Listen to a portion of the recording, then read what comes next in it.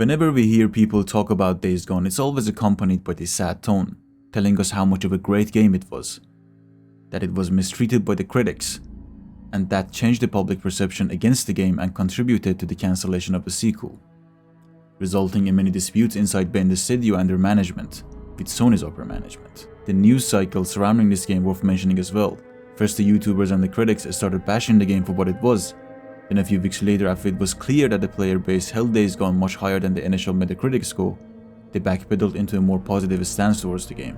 This of course happens with almost every highly anticipated game. We have seen it happen to Cyberpunk and No Man's Sky, and in smaller doses to other smaller games. Days Gone is not a good game. Days Gone wasn't as bad as I thought. Days Gone was actually a great game. Days Gone is a masterpiece. I mean, to be fair, at least some of them did the follow-up videos a few weeks or days later than their first official video. Some of it was because they received a bad feedback in terms of likes to dislikes ratio.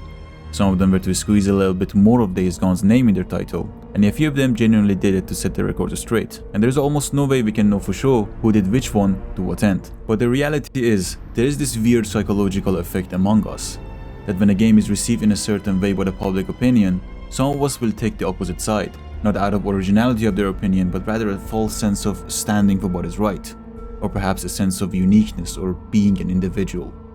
And considering the rapid atomization that we as a generation experienced during the past 2 decades, it wasn't hard to see what's coming. People will seek any kind of tags and labels to form a sense of community, to be part of something. The extension of those effects bleeds into another aspect of human condition.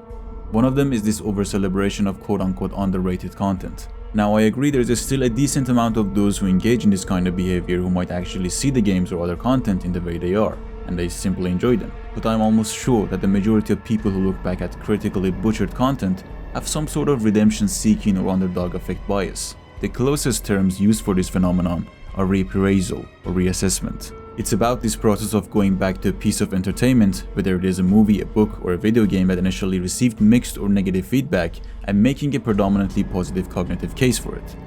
It happened with a lot of movies before, and specifically to games, because of their interactive nature and the level of involvement from the players. Because if you play a game for like 40 hours, of course it's gonna be much more meaningful and attached to you compared to even a 3 hours long movie. In one of them you're simply a bystander, in the other you're literally a part of the story.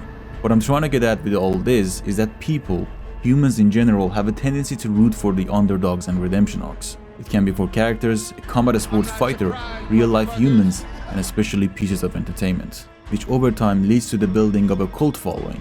And the more intense and negative public opinion about a game gets, the more extreme the cult following gets. So naturally for me as a creator, it would be a much safer choice to praise Days Gone. Sit back and enjoy the potential numbers and positive engagement. Because it is basic science. People who are in 2023 still looking up Days Gone are most likely the die-hard fans of the game. So I need you guys to acknowledge that and watch the rest of the video with an open mind. I do like and care enough about Days Gone, and that's why I'm talking about it. But in this video, I'm gonna be as objective as I can be. So kick back and enjoy the video.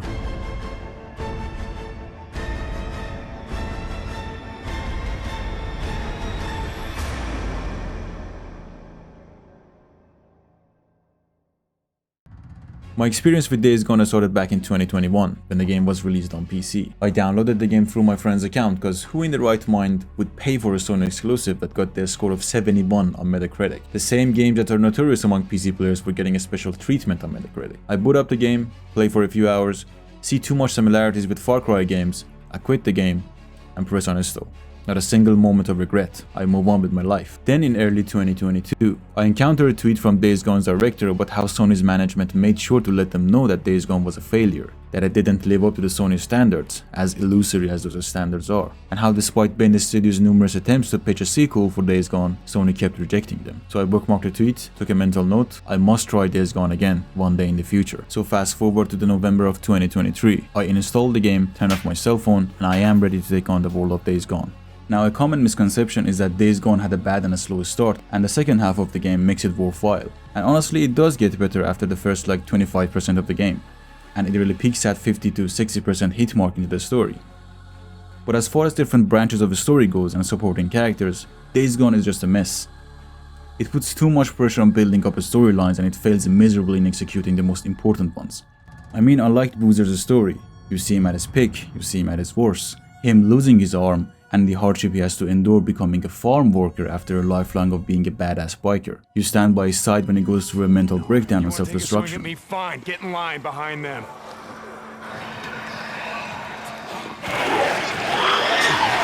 Ring it! Okay. So this is it? This is how we're going out? No, I don't think so. Huh, Boozer? Huh? Bro? Boozer? The night your old lady was killed. What did I say to you? What did I say to you, huh? I found you halfway through a case of whiskey. You were gonna drink yourself to death. What did I say to you? You grabbed a bottle, and you chugged it. It was a lot of goddamn whiskey. And you told me that if I was gonna drink myself to death, you'd be right there with me. That's what brothers do. So like I said, Boozer, is this it? This is how we're going out?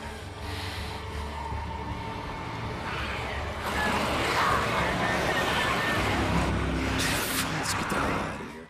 Ricky was great. I honestly cannot understand why she wasn't the romance of the story. The villains were one-dimensional, sure, but they were decently executed. Carlos and Esquizo were both good characters, but Esquizo had no business coming back in the endgame phase of the game. Matter of fact, Militia had no business being the endgame phase of the game. Days Gone does a good job with supporting characters, but when it gets to the important ones who directly affect your story, it's just as bad as a third-grade Indian movie. Sarah was such a bad character. Like, imagine forcing players to repeatedly visit the symbolic grave of Sarah a few times throughout the story, forcing them to sit through hours of cringe-fest flashbacks to build up their storyline.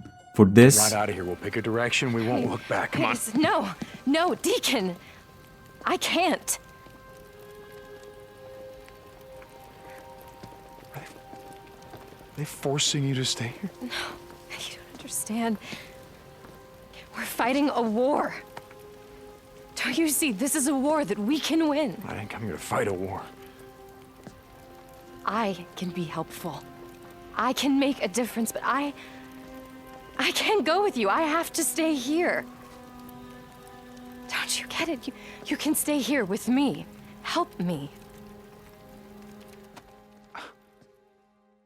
Not mentioning the cliche of this story, a sophisticated scientist girl falls in love with a badass but good-hearted tatted up biker. It just amazes me how they actually dared to write these and think for themselves that it is a good idea. Coplan is this anarchist anti-establishment type that are really common these days on Twitter. We're fighting for our freedoms. We gained the beautiful right to keep and bear arms. The right we use to protect ourselves, our families, our property. That is, until the ever-growing federal government got scared of the people they swore to protect. Over the years, they stripped us of every gun they could, using a few mass shootings as an excuse to curtail the God-given rights of us, American citizens. Gun control. And there went the Second Amendment, ladies and gentlemen. And Iron Mike is the perfect example of an idealistic leader going against a world built on pragmatism and objectivity with a heart of gold. But unfortunately, Days Gone allocated most of its resources on the worst parts of the story, and the result is mediocre at best. In terms of gameplay, Days Gone offers a good amount of side activities that actually affect the world around you. If you are getting jumped by other survivors, it usually means they have a camp nearby. Whenever there is a wave of zombies on the road, that means you are in an infestation zone or on the path of a horde. And burning those nests and eliminating the hordes will make the area much safer. The shooting is overall fun, but heavily influenced by inaccurate aim and high spread on the guns. And it seems really contradictory with the nature of the game. The game emphasizes on a stealth and going for headshots, but in reality the players are soft-locked by the awfully inaccurate weapons. The best part of the game is the bike and crafting. Now we have a similar thing in Red Dead Redemption 2 with Arthur's horse and him crafting equipment and items by his campfire. But Days Gone misses again. Instead of maybe trying to capitalize on a survival aspect of the game, it sacrifices quality and immersion for more accessibility. It gives the ability to craft items on the go without any animations. So if you're trying to LARP as this survivalist biker character, even on the survival difficulty with a minimized HUD, you will constantly feel out of the world, and it never fails to remind you, it's just a video game. Hunting and tracking exists in the game, but it serves no purpose beyond being a proxy to earn more camp credits. And it's really sad because the game has everything in its toolbox to have its own original thing going for itself. It could be the perfect balance of survival and action. The environment is beautiful and it captures the soul of Pacific Northwest very well.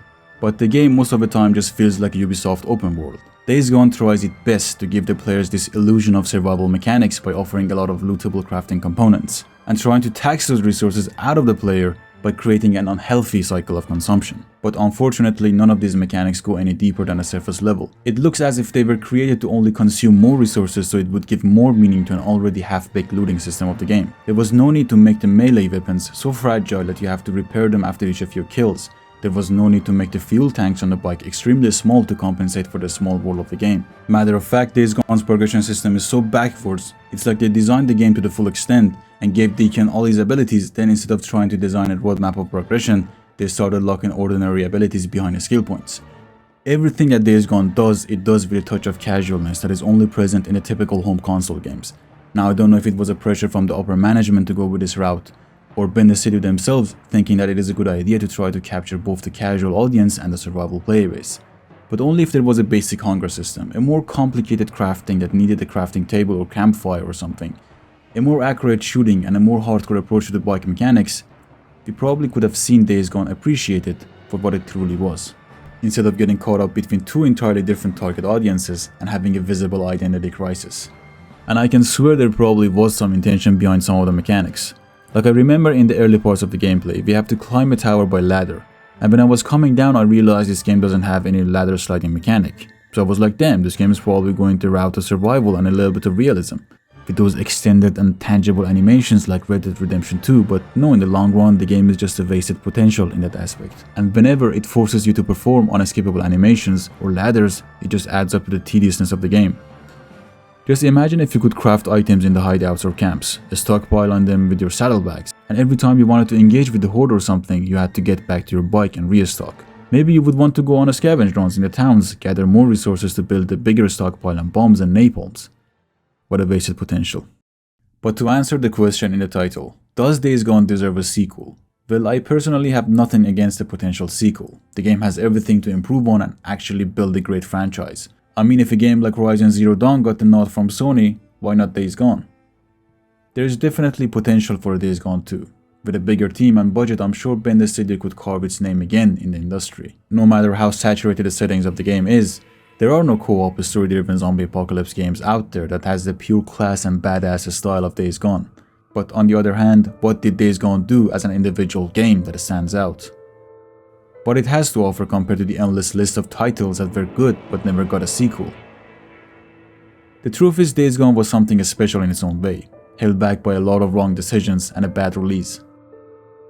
And while the PC version showed us the best of Days Gone and gave us the ability to mod the game to our liking, the end result was still far away from its potential. So I think Days Gone definitely needs a sequel, but I doubt it deserves one. Thanks for watching everybody, I'll be seeing you.